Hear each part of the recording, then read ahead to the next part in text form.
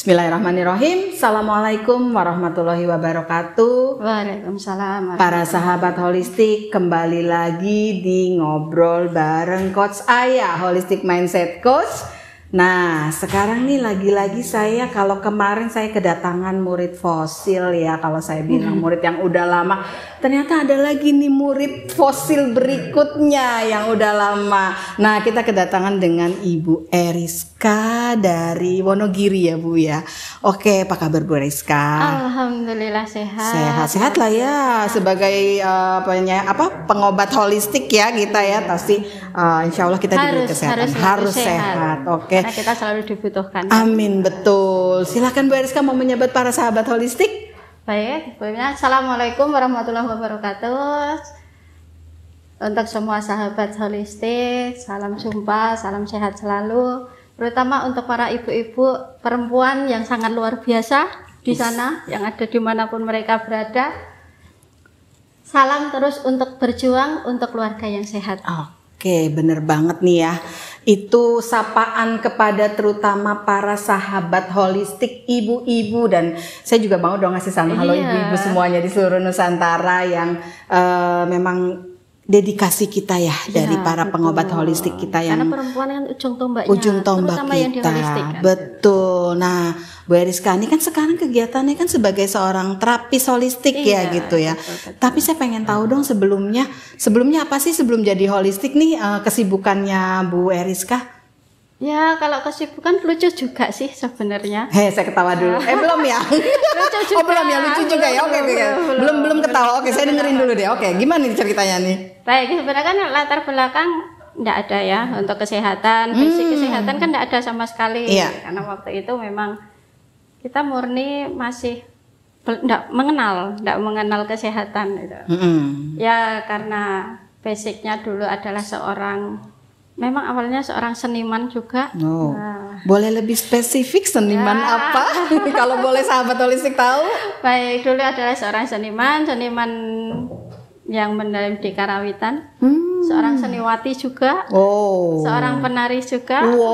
Jadi saya. Penyanyi campur sari juga dulu.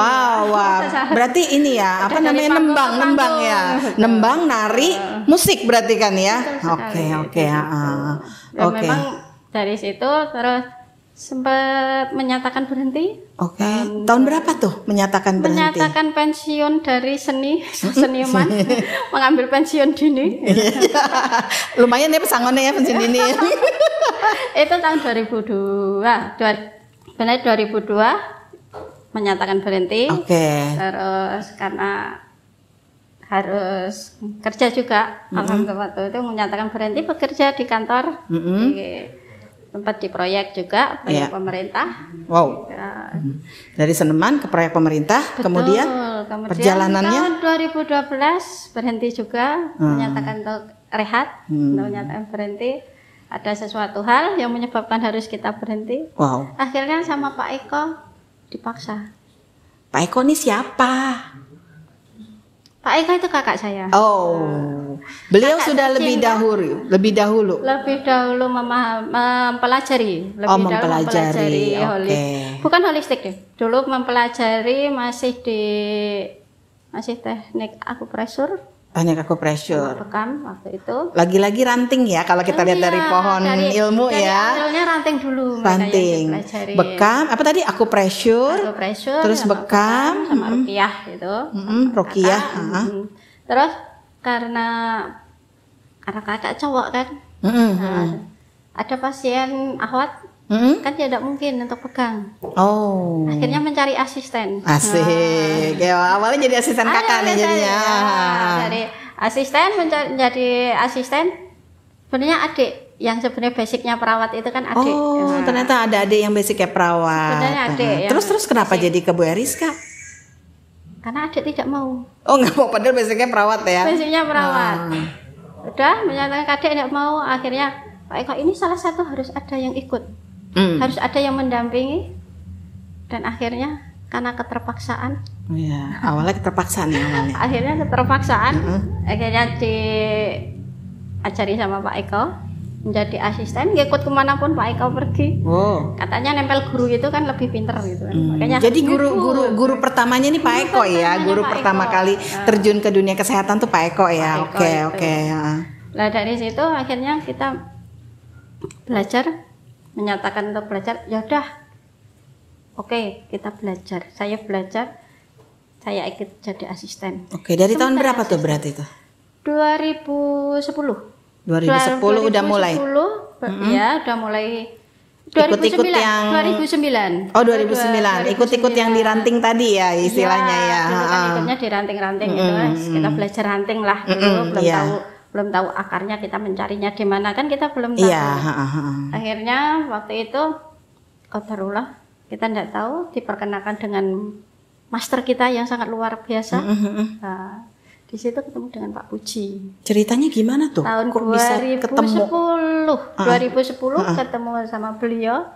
Dia membuka kelas pertama di Solo. Beliau buka kelas di Solo. Pertama kali buka kelas di Solo dan muridnya dulu sangat luar biasa banyak. Oh, kelas apa yang beliau buka dulu pertama kali? Apanya? Kelas apa yang beliau buka? Ya sama. Holistik 1 gitu judulnya. Di holistik 1 juga. Di holistik 1. Oke.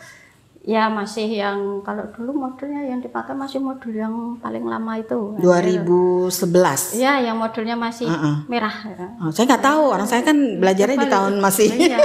Saya anak baru, saya newbie. Nah, di situ lah kita belajar. Akhirnya 2010 kita belajar sama Pak Eko, menyempatkan waktu untuk ikut, dan akhirnya ya sampai sekarang kita masih tetap menempel dengan beliaunya. Karena ilmunya sangat luar biasa dan kita akan selalu terlihat bodoh terus untuk kalau kita tidak belajar. Oke. Dari awal belajar holistik di tahun 2011 ya berarti ya tadi ya. 2010. 2010. Aduh. Udah jadul banget ya 2010. Berarti 13 tahun yang lalu ya gitu ya. Betul. Ternyata dari sekali udah tertua. Iya, kan dari Mulai tertua, 13 tahun yang lalu itu tuh sudah ada ya ilmu holistik itu, dan saya ada. memang telat banget gitu kenalnya ya gitu. Nah, dari tahun 2000 gimana nih perjalanan belajarnya gitu? Karena kan beda pasti dengan sekarang. 2010 zaman dulu tuh teknologi belum banyak dan lain sebagainya. Berarti kan tatap muka terus gitu. Gimana tuh perjalanan belajarnya? Ya waktu itu kita memang enggak seperti sekarang ada Zoom, ada itu kan. Kita memang menyempatkan waktu memang berusaha untuk menyempatkan waktu, karena waktu itu pembelajaran hari Sabtu dan hari Sabtu waktu itu. Hari Sabtu ada pembelajaran beliau di Ngeruki, dekat pondok Ngeruki itu, di masjid apa dulu itu lupa aku, di sekitar pondok. Itu setiap sebulan 2 kali atau berapa ya lupa aku pokoknya itu. Makanya intens juga ya sebulan 2 kali. Jadi dilaju nih dari Wonogiri Solo, Wonogiri Solo. Naik apa tuh ke sana tuh? Naik apa ke? Motoran berdua sama kakak tercinta. Luar biasa. Tapi emang enak sih ya kalau sama kakak cowok kan kita kan udah memurim ya perginya ya gitu. Selama berapa lama tuh? Berapa lama bolak-balik totali menyelesaikan dulu lah holistik 1 2 gitu dari holistik 1 di Solo itu kan tidak begitu tuntas kan. Waktu itu di Solo tidak begitu tuntas, hanya berjalan kalau kurang lebih sekitar 1,5 tahun. 1,5 tahun. Tapi belum begitu mendalami karena ya materinya belum seperti sekarang ini ya, kan, lebih sempurna ya. Masih mencari-cari gitu kan. Akhirnya kita neruskan waktu itu Bapak udah buka di Klaten. Oh, berarti dulu di Klaten ada ya? Ada. Tahun berapa tuh?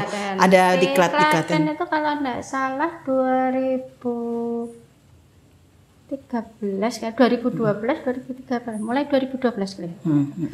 Itu di Klaten ada kelas sampai berhenti pas ada COVID itu, makanya kelasnya lumayan ya, berarti dari tahun 2000 rutin kalau itu dulu rutin ya, berarti dari tahun 2010 sampai COVID itu 2020 ya, Bu Eriska belajar gitu. Oke. Selama itu belajar nggak ada bosen ya, kalau saya bilang lama banget belajarnya ya gitu. Apa sih pengalaman belajar, ini baru pengalaman belajar dulu nih, pengalaman belajar holistik yang paling berkesan? pengalaman dalam aplikasi atau pengalaman belajarnya dulu. Saya pengen tahu pengalaman gimana sih Kak. Kalau tadi kan ibu-ibu tadi kan ngerasa belajar holistik 1-2 6 hari ngebul, makan banyak gitu. Nah, apa nih pengalaman Bu Eriska nih? Untuk pengalaman belajarnya ya kita enggak pinter-pinter sih. Jadi ngerasanya nggak pinter-pinter ya? Padahal lama banget loh itu dari tahun 2010 sampai 2020. Yang penting ya saya sama Pak Eko itu kan prinsipnya ya udah kita ngikut aja. Yang penting datang. Karena kita tahu benda ya kita belajar hanya penting mendengarkan gitu ya. Akhirnya ya enggak paham. Yang penting nanti paham itu sambil berjalannya dan waktu. Berarti selama belajar itu datang nggak paham gitu. Ya, tapi belajar lagi aja pokoknya gitu ya. Walaupun nggak paham pokoknya lanjut dateng, gitu ya datang. Katanya nempel guru jadi pinter gitu. Yang penting ya sudah kita nempel guru aja terus gitu. Itu kita nggak paham, ini gimana? Akhirnya pahamnya karena ilmu itu diaplikasikan langsung. Nah, langsung ya. Jadi ada aplikasi langsung ya. Jadi waktu tahun 2010 selama belajar itu Bu Eriska tetap nerima klien untuk aplikasi ilmunya yang walaupun masih nguasain ranting-ranting tetap lanjut menerima pasien. Karena dulu kan kita belajar dari kita tindakan terapi itu kan karena kita juga belum paham analisa kan, juga analisa ini penyakit ini kenapa kok bisa jadi seperti ini dan tindakan yang harus dilakukan seperti apa kan kita juga belum paham waktu itu. Dan ya kita ya yang penting orang datang sakit bekam udah itu. Berarti ngalamin juga ya pengalamannya gitu. Karena saya beberapa kali ngobrol sama para murid Bapak tuh semuanya pada ngalamin datang bekam gitu. Datang bekam. Habis itu ya udah datang lagi kalau yang perlu dipijat ya udah dipijat gitu. Akhirnya kita mentok kan. Ini ada yang tidak bisa, ternyata ada ibaratnya penyakit yang memang tidak bisa ditangani dengan itu kok ini tidak sembuh-sembuh ya gitu kan. Kita akhirnya bingung ini kok tidak sembuh-sembuh, akhirnya ya udah kita cari ilmu. Nah itu aplikasinya dari situ akhirnya pinternya dari situ udah mulai berpikir udah mulai berpikir. Oh ini ketemu kasus seperti ini ternyata kemarin tuh yang pelajaran yang diterima seperti ini. Saya membahas tentang cernanya seperti ini karena kelemahan seperti apa kan jadi dibahas itu kan di pelajaran itu. Tahunya langsung ke pasien itu. Jadi kita pintarnya dengan pasien, dengan kita mengaplikasikan langsung. Istilahnya kayak learning by doing gitu ya. Ketika kita belajar sebenarnya belum paham, ketika pasien datang malah jadi paham ya kayak begitu ya gitu. Dipahamkan dengan pasien. Oke. Dari 2010 sampai 2020 dan sampai sekarang lah ya, saya pengen tanya nih kan udah banyak nih ya pasien pasti ya gitu ya. Apa sih yang pengalaman yang paling berkesan dalam menangani pasien gitu? Kalau itu yang paling kalau tadi saya nanya yang wow gitu. Iya benar. Kalau wow memang gongnya itu kan, gongnya yang membuat saya sendiri dan Pak Eko juga sempat juga kebingungan waktu itu. Itu malah ujian ilmu terberat itu pada ibu gitu kan. Malah aplikasi langsung pada keluarga ibu. Ya? Iya, pada ibu langsung gitu kan. Sakit apa tuh ibu? Ibu itu sebenarnya harian dia enggak ngerasa sakit, enggak mengeluh. Nah, waktu itu kan ibu juga sering ke sawah juga kan, juga. Umur berapa ibu? Ibu usia 60. Pas sakit itu usia 60. Iya, 60. Oke, Nah, waktu itu kan pagi masih ke sawah, pagi masih masak masih. Iya. Terus masih energik ya di usia sebegitu beliau ya. Masih, Bu. Itu siang juga masih ke sawah itu kan. Nah, pulang dari sawah itu tidur siang kan. Habis tidur siang ibu tahu-tahu kayak vertigo. Dua mutah. Sampai mutah-mutah itu. Sampai benar-benar lemes gitu. Dari situ terjadi dehidrasi. Jadi dehidrasi akut gitu kan. Sore masih ditindak, masih mampu dengan cara kita, masih mampu itu kita tanganin. Terus ya kita tindakan sebisa kita dulu. Akhirnya malam jam 2 ibu kehilangan kesadaran gitu kan. Itu di rumah tuh ya? Di rumah, masih di rumah. Kehilangan kesadaran, akhirnya ibu jam 4 pagi karena kita pun juga tidak bisa memaksakan ilmu kita juga kan kepada kita harus berpikir realistis juga apa tindakan yang perlu kita lakukan. Walaupun kita seorang terapis kan kita juga tidak boleh kita harus cara ditaruh aja gitu ya. Kan kita juga tidak bisa. Akhirnya ibu tak bawa sama Pak Eko, kita bawa ke rumah sakit gitu. Ini ibu butuh, kita paham ibu butuh cairan masuk ke dalam tubuh karena dengan ibaratnya masuk melalui makan atau minum tidak bisa karena tidak makan minum muntah itu realistis balik lagi ya. Jadi infus ya di sana berarti ya. Akhirnya ibu butuh infus di rumah sakit, kita bawa ke rumah sakit. Nah sampai di situ ibu masih sadar itu. Pertama di rumah sakit langsung dokter saraf kan yang menangani itu kan. Tapi waktu itu kita sudah menerapkan secara holistik. Jadi yang jaga kan aku sama Pak Eko. Jadi makanan yang ada di rumah sakit tidak kita berikan. Oh gitu. Jadi kita kirim dari rumah. Ibu masih bisa bertahan. Terus 3 hari di rumah sakit ibu pulang. Nah, tapi itu di rumah sakit dalam keadaan diinfus dan obat dikasih nggak? Iya. Tetap. Karena kan ya disuntikan lewat infus ya. Nah waktu itu pulang 3 hari pulang sampai rumah. Di rumah 3 hari di rumah sakit. Terus pulang, habis pulang di rumah 2 hari, ibu malah tidak bisa jalan. Dia merasakan nyeri di HNP sini. Lemas di sini? Sakit atau lemas? Sakit. Oh sakit. Nyeri itu. Sampai ibu itu tidak bisa nahan, sampai nangis gitu. Sampai nangis dia merasakan nyeri di arah HNP-nya. Gitu. Sampai terus tak bawa ke ronsen. Di ronsen balik lagi ya ke rumah sakit ya, ronsen lagi ya? Belum hanya ke tak ronsenkan aja, konsul sama dokter. Iya maksudnya dibawa ke rumah sakit di ronsen lagi. Kan dengan dokter ortopedi itu tidak ada masalah. Itu masih ronsen ya? Masih ronsen, hanya terjadi spondylosis lumbaris gitu kan. Tapi apa tuh? Ya kayak bantalan di lumbar ini ada yang mungkin kayak olinya habis atau gimana gitu kan. Kehabisan cairan pelumas ada penipisnya, tipis jadi di bantalannya itu. Itu di rumah dia merasa tidak bisa tidur. Udah tak kasih herbal, udah tak kasih masih belum bisa. Terus karena tidak bisa tidur, konsultasi dengan dokter ortopedi, bawa lagi ke rumah sakit. Akhirnya mondok lagi di rumah sakit. Kita pindah rumah sakit. Itu. Terus pindah rumah sakit, di rumah sakit bisa tidur, nyerinya jang ya biasa di rumah sakit mungkin dikasih anti nyeri mungkin kan kita tahu tindakan SOP-nya di rumah sakit. Tapi 3 hari di rumah sakit yang pertamanya bisa pegang gelas, jadi tidak bisa pegang gelas. Malah terjadi kayak lemes. Iya, tidak punya tenaga tangan. Kita juga kacau, udah Bu, kita pulang aja. Terus sama pihak rumahnya dibawakan obat kan, ini untuk nanti diteruskan di rumah gitu.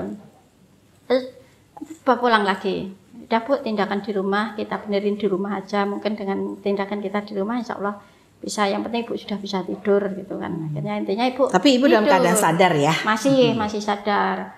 Terus 2 hari di rumah, obat yang dari rumah sakit itu kan ada 5 macam itu, ada 5 macam. Yang kita berikan cuma 2 waktu itu. Obat apa tuh? Yang anti nyeri sama obat lambungnya aja yang kita berikan, yang lain karena tidak. Anti nyeri pasti bertentangan dengan lambung ya. Ya, kita juga konsul sama pihak kesehatan juga kan, kita punya teman juga, akhirnya kita konsul. Kita berikan 2 macam ini tok. Jam 8 sama adik dikasih. Jam 9 Ibu tidak sadar. Ibu benar-benar hilang kesadaran waktu itu. Nah, ini yang puncak yang sangat benar-benar saya sama Pak Eko sama adik itu benar-benar down itu. Ibu ditanya sudah enggak ingat sama sekali, udah enggak bisa apa-apain Ibu itu. Akhirnya kita manggil mantri. Itu kita manggil mantri. Kalau ingat ya. Pengen nangis. Kita manggil mantri. Kita suruh untuk ngecek, ya kita butuh tindakan dulu lah. Sampai waktu itu pas hari Jumat kan, tunggu Pak Eko Jumatan dulu gitu kan. Jadi dicek sama mantri, ini tensinya atas bagus. Tapi pernya dia loh, Ibu. Pernya Down. Beratnya di bawah 50 kalau tidak salah. Di bawah, ya. Atasnya? Atasnya tetap 110. Jauh tapi sekali bawahnya, ya, jauh sekali perbedaannya down itu banget ya. itu. Akhirnya ini Ibu tidak sadar. Sama mantri, Ibu ini terjadi prakoma itu kan. Kalau tidak ditindak tepat, jadi Gawat. nanti ya gawat. Ini nanti bisa malah jadi prakoma dan bisa koma itu. Oh, Ibu. itu baru pra ya? Iya, terus ya kita larikan lagi ke rumah sakit dengan pokoknya kita cepat sampai rumah sakit itu. Sampai di rumah sakit kan Ibu bengkak kaki bengkak. Terus ya cek semua. Akhirnya dicek lab semua lagi. Dari jantung, dari urin, dari semuanya semua di ronsen, yang sakit di HNP-nya semua di ronsen. Ibu udah itu Ibu posisi tidak sadar, langsung pasang selang makan, pasang selang semua gitu. Dan itu. Terus di ronsen kita dapat ruangan. Sampai di ruangan itu dokter kebingungan. Karena hasil dari tes ini nggak ada masalah gitu kan. Oh, kan lucu juga kan gitu. Lucu ya. Sementara tensi tadi berjauhan banget, tapi hasil observasi nggak ada masalah apa-apa ya. Dari darah kemarin indikasi pertama katanya hepatitis gitu kan. Dari darah dicek bagus, nggak ada masalah. Terus dari paru jantung dicek bagus.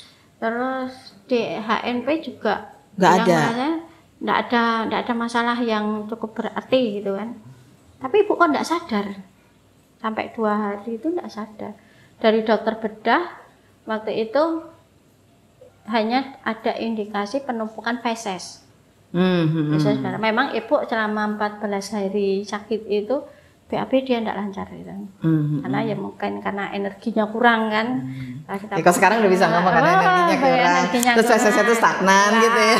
Kan dulu belum paham tuh ya. Ya sebenarnya udah paham Ibu. Energinya sudah paham gitu tapi ya. udah kita kasih ini belum efek gitu kan. Pikirnya ya Ibu apa yang dimakan Ibu kan waktu itu hanya bubur hanya gitu kan. Bisanya masuk hanya bubur waktu itu. Terus dicek tidak ada masalah. Ya hanya penumpukan feses, dikasih obat yang sifatnya pencaharian untuk BAB itu, dan semalam masih Ibu 2 hari belum sadar juga. Kesadarannya belum pulih. Akhirnya dari dokter bedah oper ke dokter dalam. Cek lagi ya. Akhirnya panjang ya perjalanannya ya. Wah, itu perjalanannya Ibu itu sangat aneh banget itu. Terus dari dokter bedah ke dokter dalam karena ini tidak ada perlu cek dalam lagi gitu kan akhirnya. Akhirnya dicek, di tes darah lagi, jam 10 malam dapat info gitu kan. Dapat info kalau Ibu itu kekurangan natrium. Kekurangan natrium dan dari pihak dokter menyarankan Ibu harus diinfus dengan albumin. Ya, albumin yang satu gini. Iya. Terus 1 juta, karena harus butuh persetujuan kan, karena memang mahal ya. Memang mahal, harus butuh persetujuan gitu kan. Akhirnya ini butuh berapa ya, kita coba dulu 1 karena Ibu harusnya albuminnya normal itu berapa itu Ibu hanya 2 di bawah 2 waktu itu. Jadi kita belum bisa kekurangan natrium itu karena apa itu. Akhirnya diinfus dengan albumin, Ibu mulai sadar. Mulai sadar. Dan dari perjalanan itu kita mulai ini Ibu karena kelemahan gitu. Makanya yang kemarin dari kasusnya Ibu itu karena Ibu diinfus dengan albumin, ternyata Ibu butuh nutrisi masuk kan berarti kan gitu. Jadi itu makanan juga kita suplai, tetap kita suplai dari rumah, tidak ada yang dari rumah sakit kita berikan, tidak ada. Ibu 7 hari, yang di rumah sakit ketiga itu Ibu 7 hari. Lebih lama ya? Ya, lebih lama lagi karena nunggu kesadaran Ibu benar-benar pulih. Akhirnya 7 hari itu walaupun masih merasakan nyeri, itu malah timbul lagi penyakit baru. Di area pinggang Ibu yang kanan tumbuh benjolan segini. Pinggang kanan? Ada benjolan segini tuh. Ibu udah usah bilang dulu Bu. Insya Allah ini nanti kita udah mikirkan ini karena sirkulasi energinya dia tidak lancar di situ, ada stagnan kan di situ. Kita numpuk paham. Ya, numpuk di situ. Nanti insya Allah udah mulai bisa bisa mulai berpikir normal lagi menerapkan ilmu holistiknya ya. Padahal sebelumnya udah ya. Karena kita memang butuh waktu itu butuh tindakan cepat. Tindakan benar. Harus itu ya yang dikatakan walaupun sebagai pengobat holistik kita harus tetap realistis ya menghadapi satu kenyataan. Kita tidak boleh memaksakan walaupun keadaan apapun kita tidak boleh memaksakan. Kemarin itu Bu benjolan gini tuh. Bu dan Ibu juga belum bisa jalan waktu itu. Akhirnya Ibu dibawa pulang, tak bawa pulang. Ibu sudah, yang penting Ibu sudah mulai sadar, kesadarannya sudah mulai pulih. Apa di rumah, setiap di rumah kambuh lagi nyerinya. Selalu sakit ya? Selalu sakit, nangis gitu. Setiap hari nangis, saking nyerinya. Terus sama kita bertindak untuk melancarkan sirkulasi sampai kakinya kita gantung Ibu itu. Karena yang satu kita gantung ya? di atas kakinya itu sampai untuk biar melancarkan sirkulasinya itu. Iya, udim ya kalau bahasa itunya ya. Tapi masih bengkak. Enggak bengkak. Oh, udah enggak bengkak. Malah enggak bengkak. Itu udah kempes jatuh ya. Iya, udah kempes. Nah, di rumah sakit yang 7 hari itu kempes, enggak ada bengkak itu. Terus digantung ada sirkulasi.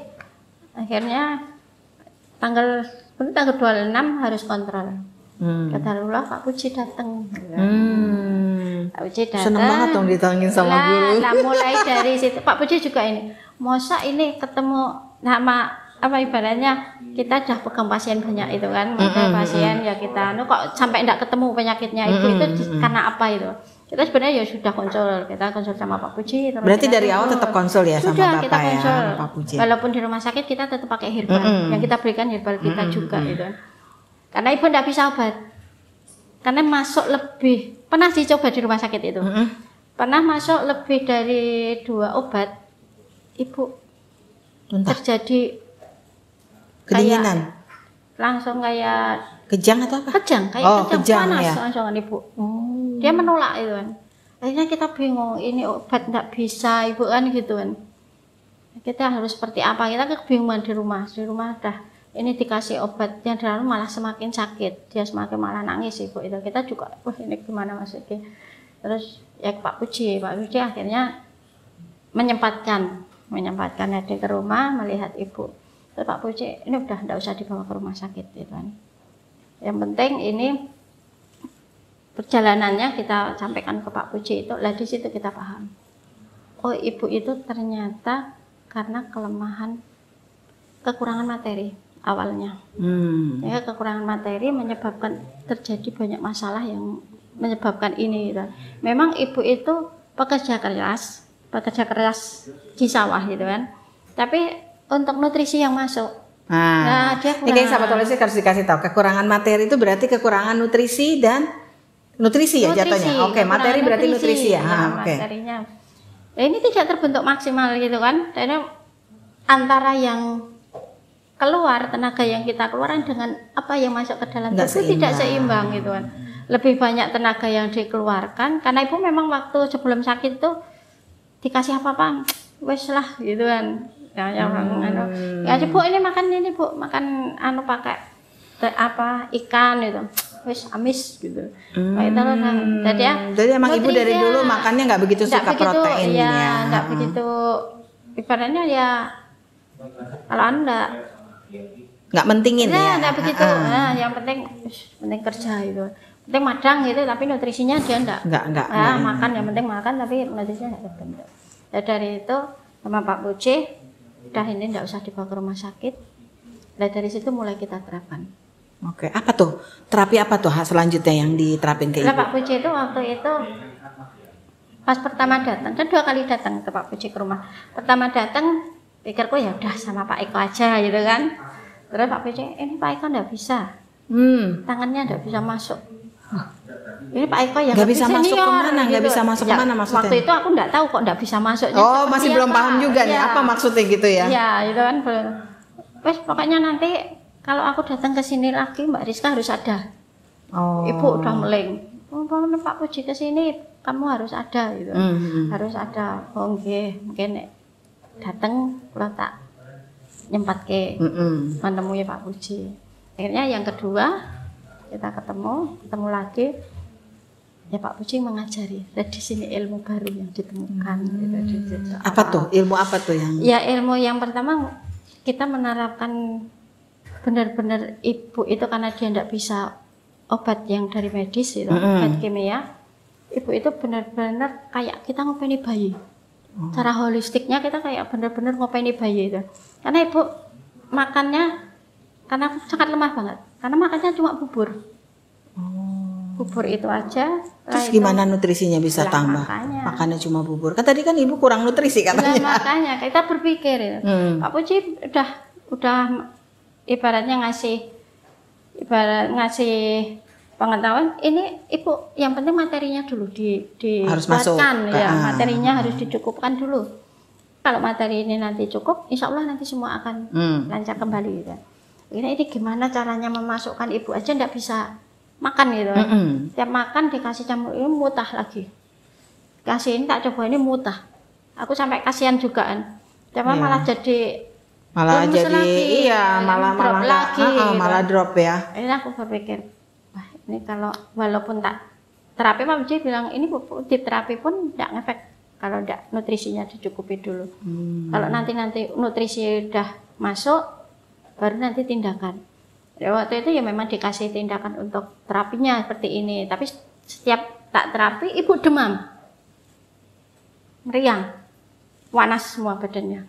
Setiap habis tak berarti itu ciri-ciri kalau seorang itu nggak cukup nutrisi ketika diterapi demam ya? Iya, demam. Ini pelajaran buat sahabat holistik juga nih gitu ya. Kalau orang yang energinya lemah memang jangan terapi fisik yang cukup menguras tenaganya yang sakit gitu. Akhirnya ya kita makan kayak ngopeni bayi lagi. Aku ini berarti ibu harus ngopeni dari bayi, kayak ngopeni bayi itu. Akhirnya ini nutrisi, kayak aku pikir waktu itu Pak Eko ndak ada, Pak Eko di Jogja sama adik juga di Jogja, jadinya benar-benar full 15 hari yang megang aku. Megang aku dan benar-benar full. Jadi dikasih makan apa tuh? Dari makan mendampingi ibu itu benar-benar full aku di situ. Kemudian aku menyiapkan makanannya semua gitu. Ini aku berpikir ini ibu nutrisi harus masuk. Ini aku ngerebus tulang. Tak coba dulu ceker. Tak coba ceker gitu kan. Ceker, aku ngerebus ceker 3 waktu itu. Tak geprek gitu, tak geprek, tak rebus itu airnya 3 gelas. 3 gelas tak jadikan tinggal sedikit. Yang penting benar-benar kaldunya itu yang keluar. Jadi gitu. diglok gitu. Iya, terus tak kasihkan di gelas. Karena ibu kalau dicampur dengan nasi mutah. Bau bumbu-bumbu yang rada amis ya. Iya. Mutah gitu. Akhirnya tak kasihkan gelas, tak kasihkan sedotan cendol itu yang gede. Yang gede. Sedotan jadi cepat. Tapi ibu bisa ya kayak gitu ya. Akhirnya air bisa masuk. Akhirnya udah ini diminum. Gitu, alhamdulillah itu bisa masuk. Terus berpikir lagi, ini nutrisinya apa ya? Makanan ini sayuran harus bisa masuk. Itu tanpa konsul sama Pak Eko sama Bapak mikir sendiri itu jadi berpikir sendiri. Akhirnya ini gimana ini ibu nutrisi sayurannya juga bisa masuk. Ya, sayuran-sayurannya sifatnya enggak lembab kan, kita juga udah paham kan di holistik itu. Nah, ini yang enggak lembab. Kita cari brokoli waktu itu, terus wortel yang kentang, sayuran-sayuran jangan Bu, tak kukus semua. Karena kalau mau bau minyak, ibu juga mutah. Jadi benar-benar ya hawanya. Itu sangat benar-benar sangat ngopeni perut bayi gitu kan. Tak kukus semua, tak kukus. Akhirnya Bu, nyamiannya ini ya. Karena ibu enggak bisa roti juga kan. Enggak boleh roti, enggak boleh stop buah segala karena memang ibu benar-benar defisien dan lembab dingin banget, jadi enggak bisa. Ya itu tak siapin makanannya di situ. Kemilannya itu Bu. Malam karena dia ibu sering kadang merasa kayak perut lapar lah ya kan malam. Tapi seneng ya kalau pertanda lapar gitu kan berarti udah ada keinginan makan gitu ya. Terus ya lapar tapi kalau diisi mutahan itu kan masih juga, tapi tetap masih. Terus akhirnya aku berpikir ini biar kalau nasi kan berat lagi kan. Akhirnya ngerebus telur. Telur jadi, dulu. Setiap malam tak sediain telur 2. Telur rebus, terus kentang 1/4 itu malam tak sediain itu. Terus bangun tidur itu yang tak masukkan tajin sama gula aren, bekatul. Waktu itu kita kasih bekatul, susu, nutrisi semua yang masuk, tak masukkan itu. Karena obat memang tidak bisa itu kan, semua nutrisi itu.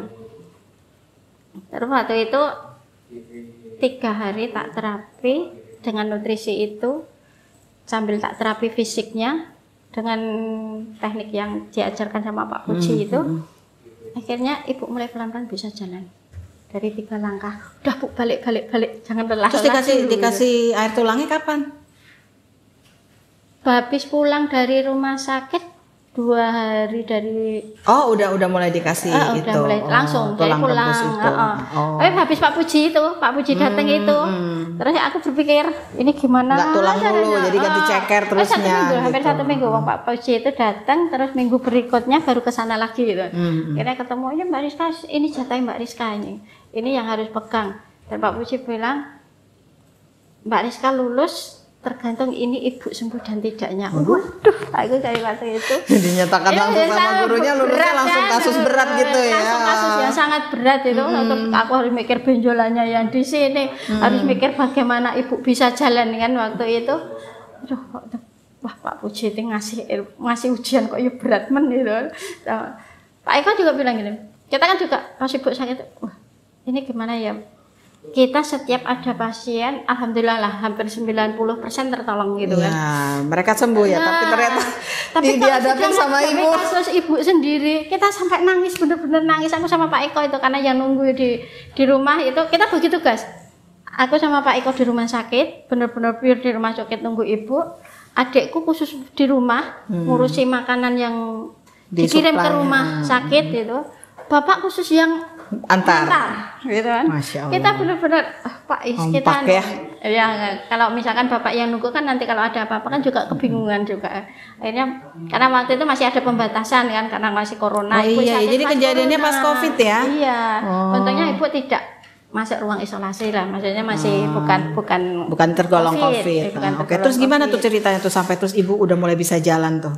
Nah, ibu mulai bisa jalan akhirnya 3 hari mulai udah bisa jalan kan. Terus aku kok pengen telur ya, tapi di dadar gitu kan. Oh, udah mulai ya, mau yang lemak-lemak ya. Ini kok telur di dadar, kalau telur di dadar pakai minyak kan gitu. Ini cuma mambu minyak. Aduh, kita berpikir lagi kan akhirnya. Gitu. Akhirnya aku ingat zaman dulu itu mbah-mbah itu kalau dadar telur itu kan dikasihkan di wingko, kasihkan daun.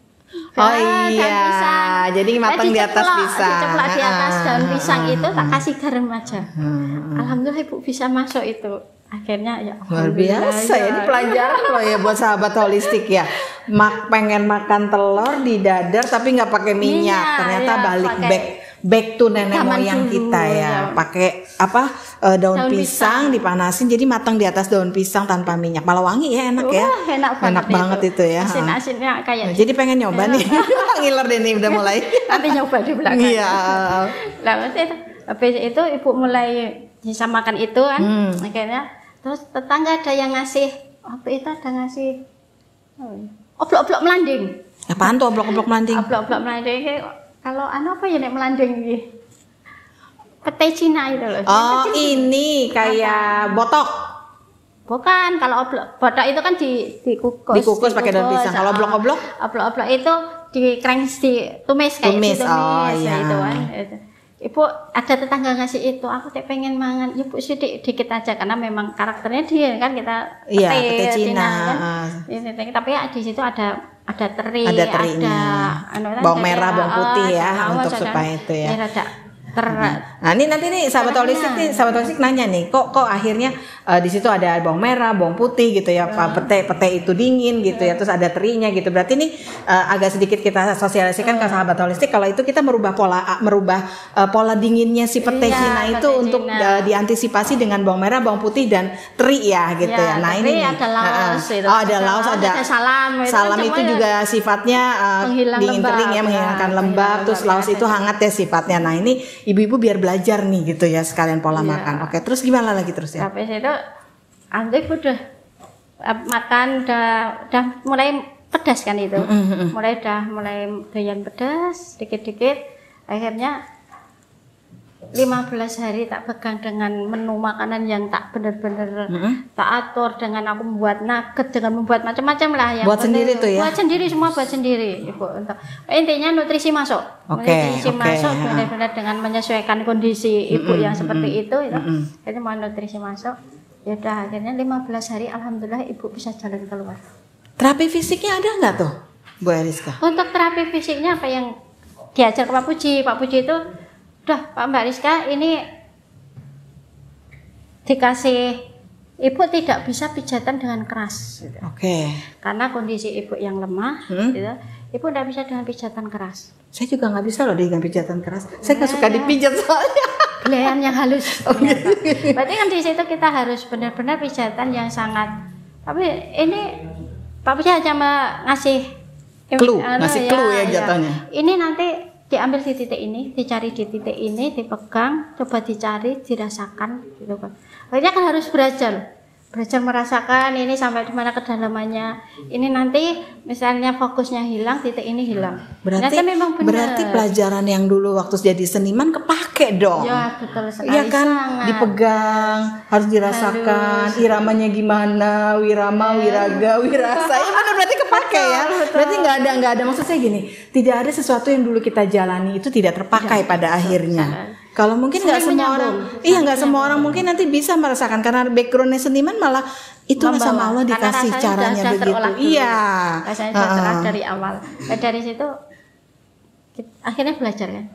Dari berapa ini tekanannya harus gini, terus energinya yang masuk harus gini. Kalau nanti keras Ibu demam kan, Ibu keras. Masih tuh ya, walaupun nutrisi udah masuk, kekerasan demam jatuhnya ya. Masih demam. Wah itu. Ini harus halus. Yang dirasain apa sih, Bu Eriska? Apanya? Yang dirasain ketika mijit gitu? Gimana ya itu rasanya? Kayak pijit bayi, lebih lembut lagi kali. Lebih lembut lagi. Sangat lembut. Nggak bisa tekanan. Jadi kayak hanya diusap itu, hanya kecil itu hanya. Tapi yang dirasakan apa tuh ketika menemukan titik itu? Ada apa gitu di dalamnya gitu, kalau boleh cerita? Itu Ibu di area sini di bawah mata kaki itu, kita kan suruh nyari di bawah mata kaki itu kan, karena kaitannya dengan yang di HNP-nya, sirkulasi di HNP-nya, diambil suruh ngambil di titik. Terus aku nggak tahu lah nama titiknya apa, Pak Puji, ini udah. Oh, udah kasih tahu titiknya gitu ya. Kasih tahu, cari aja titiknya ini. Ya udah, nanti di bawah mata kaki itu sangat halus bener. Ibaratnya kita konsentrasi hilang konsentrasi, titik itu hilang. Oh gitu. Saking halus. Berarti harus bermain antara imajinasi. Iya. Bagaimana mensinkronkan antara imajinasi, hati dan tangan ya. Iya, ya itu wirama warga wirasa dong. Berarti nggak ada maksud saya nggak ada background itu sebenarnya mempengaruhi banget pada akhirnya. Jadi nggak semua orang kesehatan harus dari kesehatan, ternyata background dari seniman pun akhirnya dipakai di situ ya. Dari situ dapat ilmu baru kan. Akhirnya kita tetap belajar di situ. Akhirnya kenapa sekarang yang tak kembangkan ini adalah yang pijatan, bukan pijatan yang kasar lah ya. Pijatan itu ya. Berpikir tidak semua pijatan itu harus dengan tekanan yang sangat luar biasa itu kan. Karena untuk kasus-kasus tertentu di Indonesia itu kan kebanyakan lah kasus-kasus di luar. Balik lagi nih kasusnya. Defisien itu apa tuh? Defisien itu kekurangan energi. Berarti pucet lidahnya. Iya, lidahnya. Jadi ke arah sindromnya lembab dingin. Kayaknya dari kemarin saya ngajak ngobrol semuanya rata-rata di Indonesia tuh banyak kan lembab dingin gitu ya. Berarti di sini Indonesia memang begitu. Oke Bu Eriska, singkat cerita Ibu udah sehat dan segala macam. Saya ingin akhirnya lulus ya, gitu ya. Akhirnya lulus ya, gitu ya. Holistik lulus ya, gitu ya. Saya ingin menanyakan apa yang Bu Eriska rasakan berbeda ketika dulu hanya belajar ranting, terus kemudian belajar holistik, terus kemudian diberikan cobaan Ibu yang seperti itu. Apa ada rasa apa yang berbeda di dalam diri? Ya kalau dulu itu kan kita hanya mikirnya udah ada orang datang tindak gitu aja kan. Kita berpikir orang ini seperti apa, kita tidak berpikir oh ini nanti setelah kita terapi mau seperti apa kan, kita tidak mikir di situ. Terus kita juga tidak mikir untuk terapi itu kan tidak hanya nanti terapi di fisiknya aja, terapi ternyata setelah kita semua belajar, ya kalau dari perjalanan Ibu dari mulai pola makan, cara terapinya, terus bagian juga mengatur emosi, karena paham lah ya kita namanya merawat orang sakit, dan Bu Eriska totali sendirian 15 hari itu luar biasa menurut saya. Itu kasih sayang. Itu kasih sayang ya, rasanya tadi. Balik lagi wira gak wirasa gitu. Oke, Bu Eriska, apa yang kemudian Bu Eriska sadari dari peristiwa yang tadi Bu Eriska hadapi pada saat itu? Kesadaran apa yang kemudian muncul? Ya ternyata kita itu tetap harus terus belajar. Terus belajar ya. Terus belajar karena kita tidak tahu perkembangan nanti kesehatan itu akan seperti apa, kita ke depan pun seperti apa, itu kan kita tidak tahu. Berarti kita harus terus mengupgrade ilmu kan. Karena kasus-kasus itu kan nanti tidak hanya mentok di situ aja kan kasus. Akan berkembang ya. Ya. Banyak masalah-masalah nanti juga yang akan kita temukan di lapangan, kita sebagai seorang penerapis itu kan. Ternyata permasalahan itu tidak hanya sesimpel yang kita pikirkan. Bayangkan ya. Dan tensi tinggi, ada hipertensi. Karena pertama dulu kalau datang paling hipertensi, kolesterol, gula udah luar. Tapi banyak kan mereka yang memang sudah kadang di medis sendiri tidak bisa untuk maksimal. Pada akhirnya ya mereka beralih ke holistik. Oke, mudah-mudahan ya semuanya bisa kembali kepada mindset yang ternyata di Purwokerto ini ada loh pelajaran tentang holistik gitu ya. Dan kemudian apa nih yang Bu Eriska rencanakan gitu ya ke depannya untuk terkait pengalaman-pengalaman, terutama tadi kan sudah punya terapi fisiknya seperti pijat itu. Mungkin bisa disampaikan kepada para sahabat holistik gitu ya. Nanti nih ada Bu Eriska di Wonogiri. Apa nih terapi yang bisa Bu Eriska berikan? Memang kita gini, untuk saya itu selalu berpikir kita pengen mencari bentuk terapi yang berbeda dengan yang lain gitu kan. Oke, punya keunikan ya berarti ya. Masing-masing punya ibaratnya punya feel sendiri-sendiri. Iya, masing orang gitu. Ya kenapa saya juga dia paham untuk misalnya aku untuk itu paham kita untuk ilmu itu kan gitu. Tapi yang lebih tak dalami apa yang pernah tak hadapi dan aku menemukan itu yang akhirnya menjadi ilmu baru. Dan itu penemuan baru, bukan penemuan, pengembangan baru dari teknik pijat. Dari teknik pijat gitu ya. Teknik pijat, kenapa? Teknik pijat yang tak kembangkan itu adalah perpaduan antara seni dan terapi. Gitu. Seni dan terapi. Iya, karena pijat itu sendiri itu kan tidak. Ternyata di dalam pijat itu ada sebuah seni. Gitu.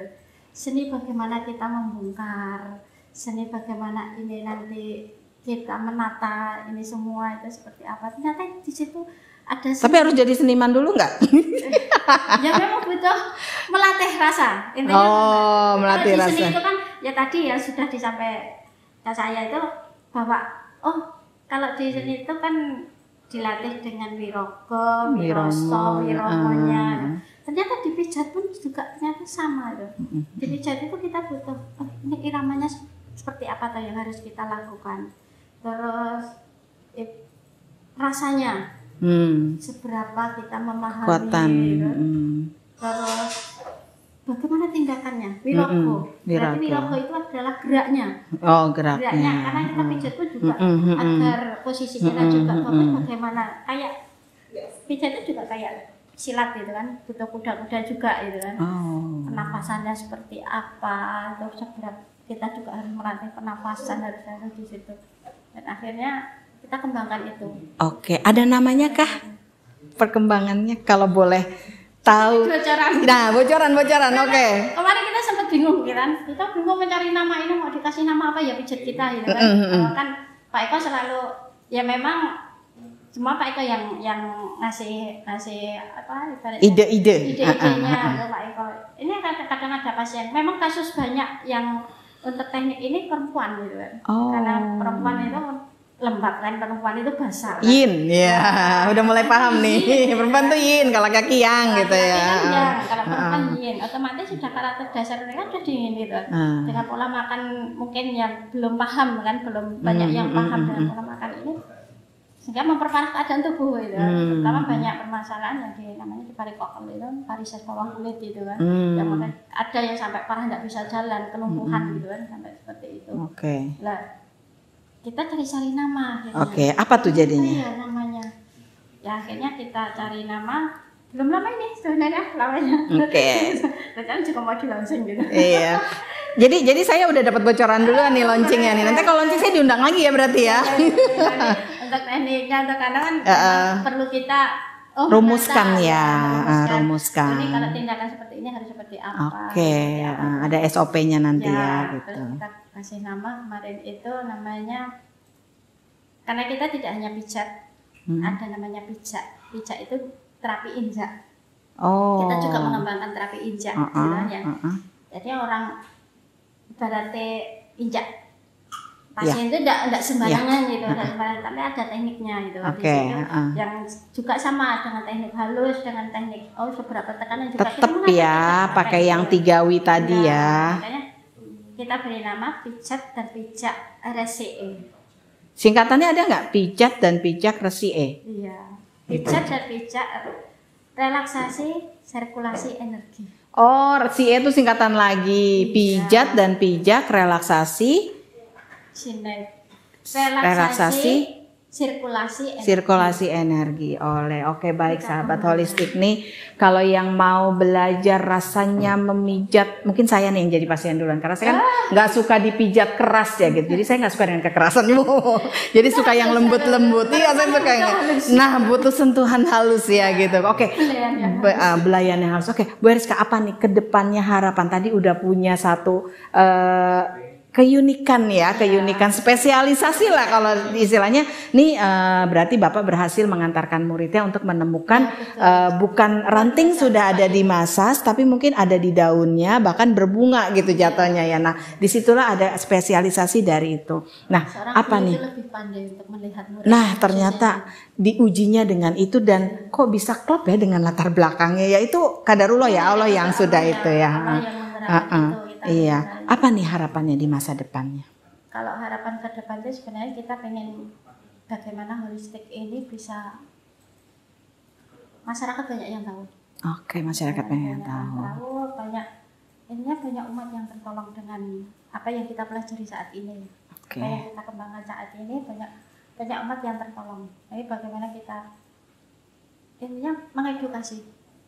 Harapan kita ke depan, ilmu ini sangat luar biasa dan jangan sampai hanya dipakai untuk kita sendiri dan hanya kepada keluarga, tapi ilmu ini harus kita sebarkan. Kita sebarkan ilmu ini. Ya, kita sebarkan sebisa mungkin, semampu kita dalam ibaratnya komunitas apapun kita sebarkan. Yuk kita mulai edukasi. Semua murid-muridnya yang terutama murid-muridnya Pak Muji ya. Iya, yang selalu kembali. Kalau dulu kan yang memanggil-manggil kembali Kota Jogja ya. Kalau sekarang yang memanggil-manggil muridnya, memanggil-manggil orang yang ingin belajar holistik itu Kota Purwokerto. Jadi ya, izinkanlah aku kembali lagi ke Purwokerto. Jadi saya ganti itu kata-katanya gitu ya. Oke, baik Bu Eriska, nih ada pesan-pesan apa buat para sahabat holistik, terutama nih tadi kan kalau dari tadi Bu Eriska bilangnya pengennya pesan kepada ibu-ibu. Apa Bu pesan yang ingin Bu Eriska sampaikan ke ibu-ibu? Untuk para ibu-ibu, karena seorang ibu itu adalah ujung tombak di keluarga, dan tidak hanya di keluarga, tapi untuk kesehatan keluarga. Baik untuk ibunya sendiri, karena kita mengajak orang lain, paling tidak diri kita sendiri, harus sudah mulai paham ya. Ya, mari ibu-ibu untuk kita pahami untuk itu, bahwa kita meracik makanan yang ada di rumah itu adalah untuk obat keluarga. Jangan sampai obat itu menjadi makanan sehari-hari kita. Tapi bagaimana makanan itu kita sajikan. Ini kan ibu-ibu. Ya. Nanti kita kembalinya kan ke menuan lah. Menu, karena itu emang jatahnya ibu-ibu nyiapin itu ya, gitu ya.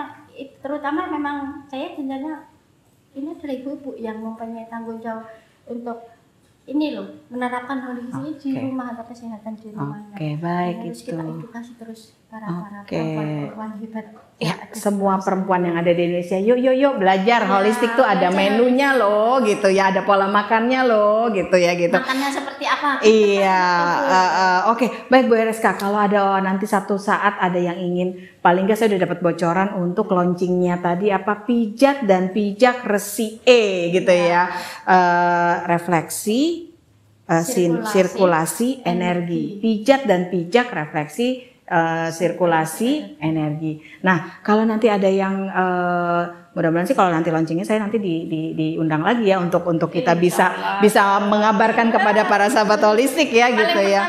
Nah gitu ya, dan saya nanti jadi pasien pertama yang mau dipijit halus itu gitu. Oke, boleh dong Bu Eriska share kepada para sahabat holistik kemana bisa menghubungi Bu Eriska untuk mungkin sekedar konsul atau sedang bertanya atau bahkan memang ingin terapi dan ingin merasakan pijatan yang pakai 3W tadi gitu. Kemana nih kita hubungin?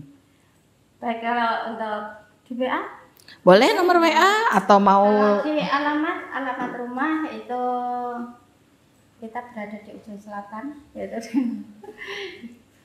pegunungan juga di Wonogiri ya, tepatnya di lingkungan Siono RT 01 RW 9 Kelurahan Ngadirejo Kecamatan Eromoko Kabupaten Wonogiri. Oke, itu mungkin sahabat holistik yang ngelihat ya dari Eromoko dan Wonogiri ya gitu. Oke. Terus untuk WA itu 085 293 459 818. Kalau di IG silakan. Di IG Dwi Eriska #1709. Oke, baik para sahabat holistik yang ingin terhubung dengan Bu Eriska silahkan, tadi sudah disebutkan alamat, nomor telepon, nomor HP ya WA dan maupun di IG-nya. Silahkan kalau yang ingin terhubung dengan Bu Eriska, dan terima kasih sudah mau menonton obrolan dengan Ibu Eriska. Dan kalau memang dikira informasi ini penting dan baik untuk disimak, silakan like and subscribe. Tapi kalau memang dikira dirasakan tidak penting, maka boleh di dislike aja. Oke, sampai ketemu lagi Bu Eriska. Jangan lupa kabar-kabari kalau mau launching. Saya akhiri dengan wabillahi taufiq wal hidayah. Wassalamualaikum warahmatullahi wabarakatuh. Saya Coach Aya, Holistic Mindset Coach. Sampai ketemu lagi di obrolan-obrolan seru berikutnya. Sampai ketemu sahabat holistik. Selamat ya, mudah-mudahan sukses untuk kedepannya.